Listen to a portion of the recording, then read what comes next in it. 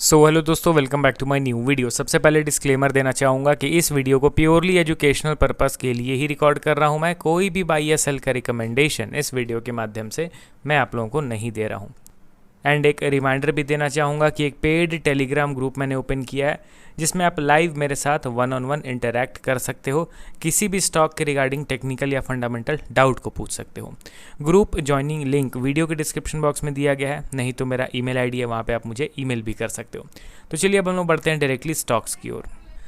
देखिए दोस्तों, कोई भी स्टॉक अगर शार्प डाउन ट्रेंड में रहे या फिर शार्प बुलिश ट्रेंड में रहे तो आप ये मत समझना कि ट्रेंड रिवर्सल इंस्टेंट हो जाता है। अगर कोई स्टॉक शार्प बाइंग ट्रेंड के बाद नीचे की ओर गिर रहा है तो वहाँ पे बहुत बार संकेत मिला रहता है टॉप लेवल में, उसके बाद ही वो नीचे गिरता है। ऐसा मत समझिए कि शार्प बाइंग हो रहा है, इंस्टेंटली एक दिन नीचे गिरा, उसके बाद से नेक्स्ट डे से कंटिन्यूसली नीचे गिरता चला गया।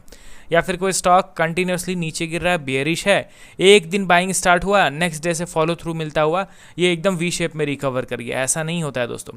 हमेशा किसी भी स्टॉक के ट्रेंड चेंज से पहले या तो वो बॉटम हो या तो वो टॉप लेवल हो, अक्सर उसके पहले क्लियर कट संकेत या फिर प्राइस इंडिकेशन मिल जाता है। आज इस वीडियो में टोटल 3 स्टॉक्स के बारे में हम लोग बात करेंगे। डिटेल्ड वे में टेक्निकल एनालिसिस में शेयर करूंगा क्योंकि कई लोगों ने अपने पोर्टफोलियो में इन तीनों स्टॉक्स को ऐड कर रखा है एंड इन तीनों का नाम आप लोगों ने ऑलरेडी वीडियो के थंबनेल में देख लिया होगा। तो चलिए बढ़ते हैं डायरेक्टली हम लोग स्टॉक्स की ओर। पहला स्टॉक हमारे लिस्ट में आपके सामने है वरुण बेवरेजेस लिमिटेड। देखिए, गिरावट के पीछे का सिंपल रीज़न अगर मैं बताऊं तो ओवर स्ट्रेच्ड बाइंग। स्टॉक लगातार ऊपर without giving any major pull back, तो यहाँ पे आज नहीं तो कल करेक्शन तो होना ही था। इस तरीके से हमेशा ऊपर की ओर तो कोई स्टॉक मूव कर नहीं सकता है, सबसे पहला चीज़। दूसरा चीज़, आप यहाँ पे ये ध्यान दीजिए कि इनके फंडामेंटल में कोई भी वैसा मेजर रेड फ्लैग आपको नहीं मिलेगा देखने को। यहाँ पे इनफैक्ट इनके रिजल्ट्स पे ध्यान दीजिए तो इस बार भी इनके रिजल्ट्स अच्छे हैं एंड ये छोटा सा करेक्शन ज़रूरी था बिकॉज इनका पी रेशियो बहुत ज़्यादा बढ़ गया था। 100 के पास पी रेशियो चला गया था एंड अभी करेक्शन के चलते 100 से धीरे धीरे करके ये अप्रॉक्स 50 के आसपास आ गया है, तो वैल्यूएशन में भी डिसेंट करेक्शन हो गया। यहाँ पे इन तीनों स्टॉक्स में दोस्तों फर्स्ट इंस्टॉलमेंट सेलिंग का स्टार्ट हो चुका है। VBL के चार्ट पे आप ध्यान दीजिए तो VBL अपने रेजिस्टेंस लेवल पे क्लियर कट एक बेयरिश प्राइस एक्शन बना दिया है, वो भी डेली टाइम फ्रेम में नहीं, वीकली टाइम फ्रेम में। दूसरा चीज़ कि इस रेजिस्टेंस लेवल पे आप ध्यान से देखिए तो इस रेजिस्टेंस पे हमेशा हम लोग ऑलरेडी अलर्ट हो चुके रहते हैं एंड इसी रेजिस्टेंस लेवल पे प्रीवियस वीक एक प्रॉपर एम पैटर्न का फॉर्मेशन हो गया। ध्यान दीजिए दोस्तों कि ये हम लोग का रीसेंट सपोर्ट लेवल है एंड इस सपोर्ट लेवल के पास समहाउ एक head and shoulder chart pattern कह लो या फिर ट्रिपल टॉप चार्ट पैटर्न का फॉर्मेशन हो गया है।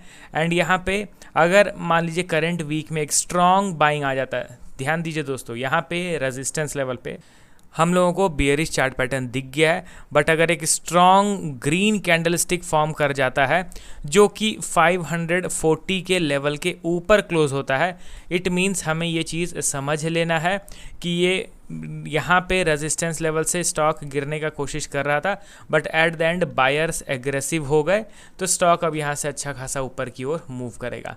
अभी रेजिस्टेंस लेवल पे 2 पॉइंट ऑफ व्यू हम लोग को लेके चलना है, ठीक है। आई होप ये पॉइंट्स आपके क्लियर हो रहे हैं क्योंकि शायद से मुझे लग रहा है कि इस वीडियो में थोड़ा कॉम्प्लिकेट कर दिया हूँ मैं कॉन्सेप्ट को समझाते। तो अगर आपको कोई डाउट है तो आप कमेंट कीजिए, कमेंट सेक्शन में आपके डाउट को मैं क्लियर करने की कोशिश करूँगा। अब बढ़ते हैं हम लोग अगले स्टॉक की ओर हमारे लिस्ट में, जिसमें फर्स्ट इंस्टॉलमेंट सेलिंग का स्टार्ट हो गया है जो कि है BSE limited, Bombay stock exchange limited. ये तो बहुत ज़्यादा स्ट्रेच हो चुका है। अगर आप इनके पी रेशियो को देखोगे तो ये अभी अंडर वैल्यूड तो बिल्कुल नहीं कह सकता हूँ मैं, हाँ इन लाइन है, अपने अर्निंग के हिसाब से स्टॉक प्राइस में तेज़ी बरकरार देखने को मिल रही है एंड करंट पी रेशियोज का क्लोज टू 65 के आसपास अवेलेबल है। यहाँ पे अगर इनके इन्वेस्टर के सेक्शन पर नज़र डालेंगे तो पता चलता है कि पब्लिक का शेयर होल्डिंग अच्छा खासा डिक्लाइन हुआ है, 64% से गिर के 55 हो गया है एंड ये शेयर्स किन्होंने खरीदे हैं aggressively? 2 players, FIs and DIs। FI का शेयर होल्डिंग 8% से बढ़ के 19 हो गया, DI का शेयर होल्डिंग 0.5% से बढ़ के 25% हो गया, जो कि काफ़ी चौंकाने वाला डेटा है। अब यहाँ पे एक बार इनके टेक्निकल चार्ट को ओपन कीजिए, आपको पता चलेगा कि एक भी पुलबैक दिए बगैर ये एकदम लगातार 90 डिग्री में ऑलमोस्ट ऊपर की ओर मूव करता हुआ दिखाई दे रहा है। एंड अभी टॉप लेवल पे यहाँ पे समहाउ एक एम पैटर्न का फॉर्मेशन हुआ है, जैसा कि VBL के चार्ट में आप लोगों ने देखा। उसी तरीके से समहाउ एक वीकनेस या फिर बेयरिश चार्ट पैटर्न BSE के स्टॉक में टॉप लेवल पे बनता हुआ दिखाई दे रहा है। अब यहाँ पे थोड़ा सा हमें अलर्ट रहना है, क्योंकि अभी तक नेकलाइन का ब्रेकडाउन नहीं हुआ है। नेकलाइन जिसके ब्रेकडाउन के बाद एम पैटर्न एक्टिवेट होता है, वो नेकलाइन अभी तक ब्रेकडाउन नहीं हुआ है एंड वो लेवल है 3800। इस लेवल को आप नोट करके चलिए। 3800 के लेवल के नीचे इन केस आता है तो मैं तो पर्सनली एक्सपेक्ट करके चल रहा हूँ कि डायरेक्टली ये फिर 3000 के लेवल पे आएगा। हालांकि आपका क्या एक्सपेक्टेशन है इस पर्टिकुलर स्टॉक को लेके, कमेंट करके बताइए। करंट मार्केट प्राइस में मैं सिंपली यहाँ पे वेट एंड वॉच करूँगा, इसके प्राइस एक्शन को ऑब्जर्व करूँगा। अगर मेरे पास शेयर्स रहते लोअर लेवल पे तो मैं यहाँ पे कुछ क्वांटिटी प्रॉफिट बुकिंग करना प्रेफर करता, but fresh buying current market price में तो मैं कंप्लीटली अवॉइड करके चल रहा हूँ। ठीक है, तो अब चलिए बढ़ते हैं अगले और लास्ट स्टॉक की ओर। हमारे लिस्ट में आपके सामने है central depository services India limited. Currently 13.6 के लेवल पे ट्रेड कर रहा है। 0.59% के तेज़ी के साथ आज स्टॉक ने क्लोजिंग दे दिया। एक बार क्विकली इनके वैल्यूएशन को देख लिया जाए तो अर्निंग्स पिछले 3-4 क्वार्टर से लिटिल बिट डिक्लाइनिंग ट्रेंड में है, जिसके चलते पी रेशियो अभी इनलाइन है, अंडर वैल्यूड नहीं है एंड अर्निंग के हिसाब से इनलाइन। अगर थोड़ा बहुत भी रिजल्ट्स अभी डिक्लाइन होगा एक और क्वार्टर में तो पी रेशियो फिर ये ओवर वैल्यूड हो जाएगा। इनके इन्वेस्टर सेक्शन पे नज़र डालेंगे तो पब्लिक को धीरे धीरे करके बेचा जा रहा है, मतलब कि बड़े प्लेयर्स स्लाइटली अपने स्टेक को ट्रिम करते हुए दिखाई दे रहे हैं।